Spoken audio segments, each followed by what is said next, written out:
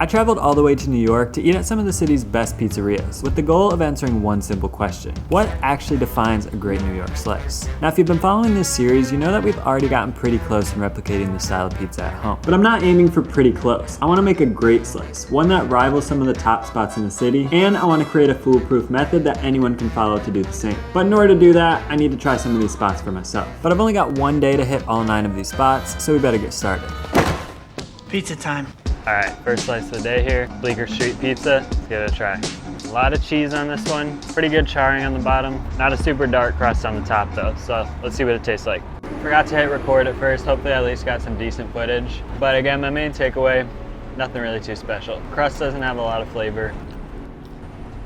Not super crispy, I mean there's nothing really that sets it apart. I'll just take down a couple notes here and then we'll head to the next place.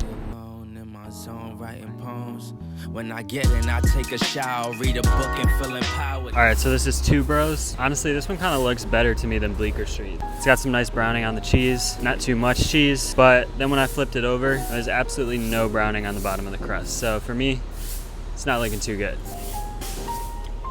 Flavor-wise, it's really not bad. I mean, my biggest problem with it is that the sauce is really sweet. It does seem to have some oregano in there. Obviously, the other problem is just that the crust is so soft. There's absolutely no crispness to it whatsoever. Kind of just tastes like a generic, cheap Little Caesars or Chuck E. Cheese type pizza. I mean, it's $1, so you can't really expect too much, but I think it's time to head to the next place. So not a great start. The cheese fell off the slice immediately, but let's see how it tastes. Flavor-wise, it's not too bad. I do think it has a little bit too much cheese for my taste. Could use a little bit more charring on the bottom. Otherwise, the sauce definitely has some oregano in it, although I don't think it has much of anything else. I'd say the actual dough recipe is the best of any I've seen yet. I just would have preferred a little bit more crispiness. But now it's time to hit the one I've been waiting for this whole series. Let's head over to Scarr's.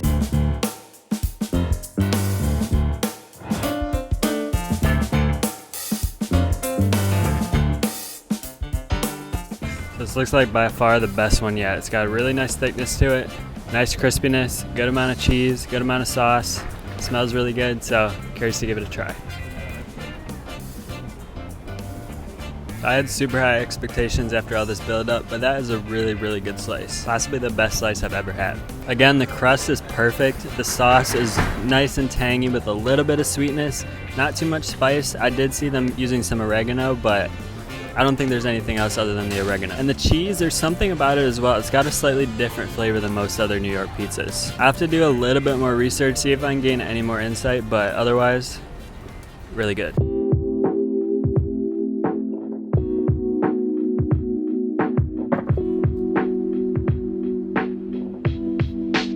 So visually, very similar to Scarr's actually. The only difference I really noticed right off the bat is here they grate a little bit of Parmigiano over top. And of course they also add some basil here. Pretty dark crust, very good structure. Let's give it a try. Yeah, that's another really good slice. It is pretty similar to Scarr's. It seemed like Scarr's cheese had a little bit of a different flavor. Maybe they used a little bit, what's that shit? Maybe they use a little bit of provolone at Scarr's, but the sauce is very similar. It's got a really nice tang to it, a little bit of sweetness. Great sauce to cheese ratio, really well seasoned. Nice airy crust. Honestly, there's not much you can really improve about this slice. I do like the addition of the basil. I don't know if it's classic or traditional based on some of the other places I've tried, but we'll just see how it goes the rest of the time. Honestly, this one and Scarr's are the most similar to the slices that I've been making, so I think I'm definitely on the right track with mine. Based on this, I'm leaning more towards my basic sauce, maybe with the addition of basil, but I really don't think I should be adding the garlic. I haven't detected any garlic in any of the pizzas I've tried so far. Anyways, let's keep it moving.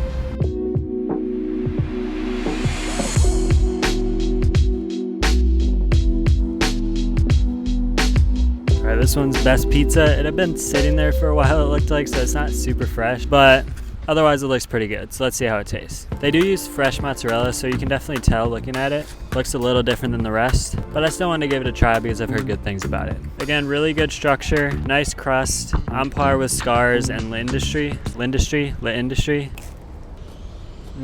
This is another really good slice. First thing I noticed though, I'm not the biggest fan of the fresh mozzarella when it's on the pizza like this. It kind of has a weird soft, mushy texture to it. Crust is really good though. Not baked too dark, not too crunchy, but not too chewy. Honestly, pretty much spot on. It's got a nice flavor as well. And again, the sauce, really nice too. Not quite as tangy maybe as L'Industrie and Scarr's, but pretty good.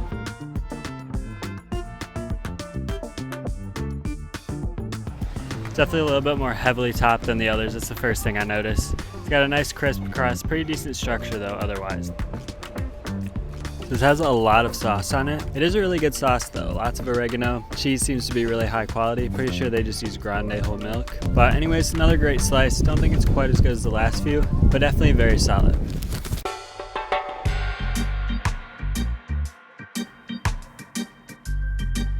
This slice is pretty similar to the last few, and honestly it's getting a little bit harder to discern each one. The point here is not to compare them, just to get a feel for what they're like. And this one's definitely up there with Scarr's and the Industry as my favorites. The dough's got a really solid structure, that nice crispiness, great cheese to sauce ratio, really basic but delicious sauce with that little bit of tanginess. And honestly my only complaint would be that the dough could use maybe a little bit more flavor. But overall, very solid slice.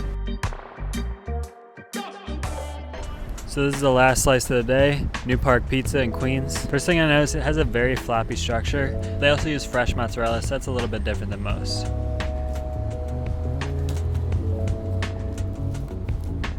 So it is a little bit too floppy for my taste. I prefer a bit more structure. But flavor-wise, it is a really good slice. I mean, again, a very basic sauce. I don't even think they put oregano in this one, so it's basically just tomatoes and salt. Maybe a little bit of sugar, but it's hard to tell. So despite how it looks when you pick it up, there's really no crunch to the crust. The charring does add a bit of flavor, but that's about it. So after all this, I definitely have a much better idea of what's authentic. So let's head back and dial in this final recipe.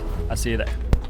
So I learned a lot on this trip and throughout the series in general really, more than I have time to talk about in these videos. So I actually decided to start a free newsletter that you can check out right here. But basically I'll be sending out additional insights about pizza making and other food related topics that I don't have time to cover in these videos. So if that sounds like something you're interested in, be sure to check out the link in the description below.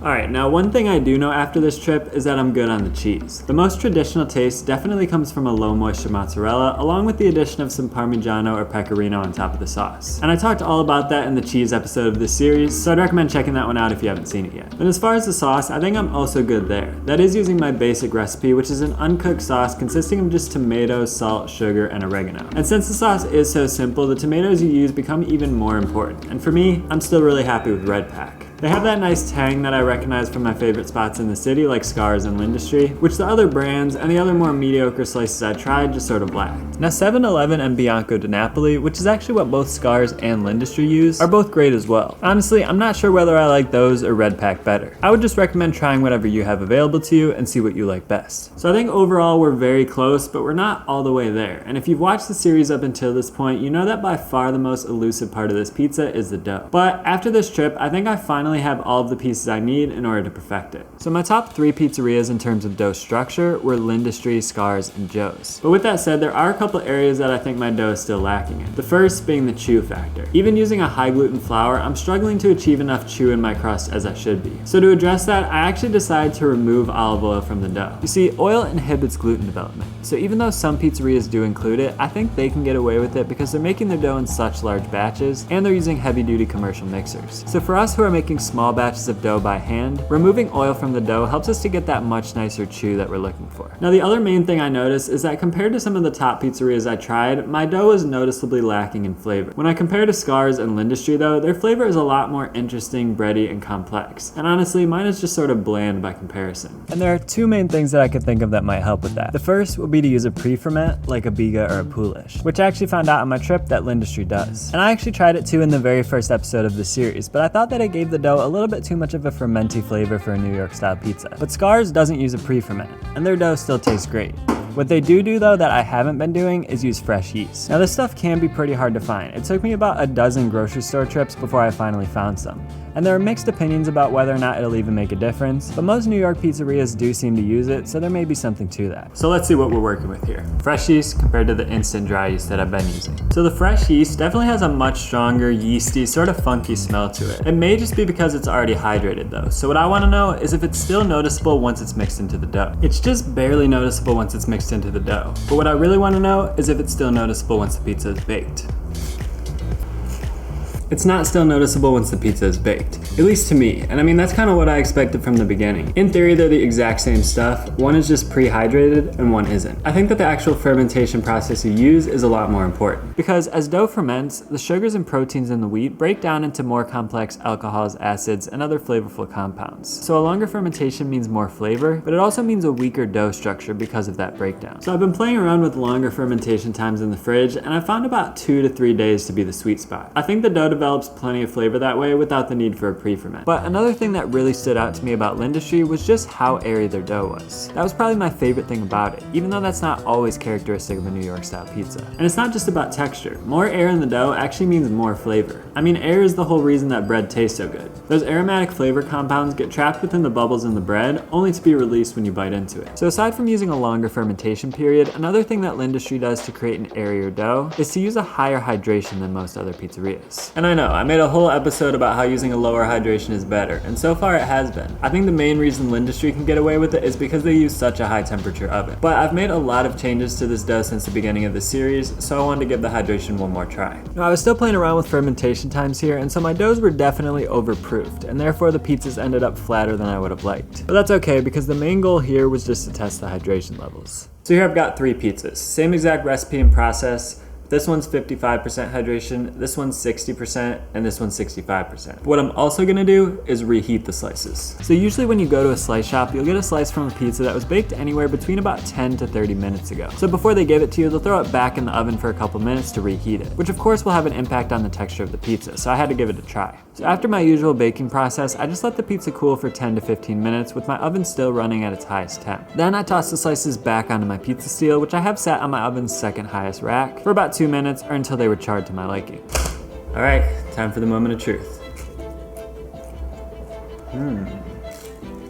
Wow, I think we finally did it. I kind of feel stupid for not thinking about it earlier, but the reheat makes all the difference. With that said, I think any of these 3 hydrations could work. It really just depends on what your preferences are. So if you don't want to mess with a reheat, I would say the only one that was acceptable to eat after the first bake was this 55%. That lower hydration allows it to crisp up with just a single bake, so I would say around 55 to 57 is the sweet spot if you don't want to reheat. If you don't mind reheating though, and you want the absolute best results, I would go for 60% or higher. The reason being, with higher hydration doughs, you can develop gluten a lot easier, and so these were noticeably chewier than the 55%. The problem was that they didn't quite crisp up enough after the first bake, but by the time you reheat them, you kind of get the best of both worlds, both with the chewiness and the crispiness. So I would say 60% is kind of more like a classic New York slice that isn't too airy, whereas 65% or higher gives you a little bit of an airier dough, more like Lindustry or Scarr's. And for me, I really like that, so I think I'm actually going to experiment a little bit more with fermentation times and hydration levels, and I'll discuss the results in the next episode, which by the way will finally be the step-by-step guide for how to make this pizza. So you can watch that video right here once it's uploaded, but in the meantime, if you haven't seen the first few episodes of the series, you can check those out right here. Thanks a lot for watching, and I'll see you in the next one.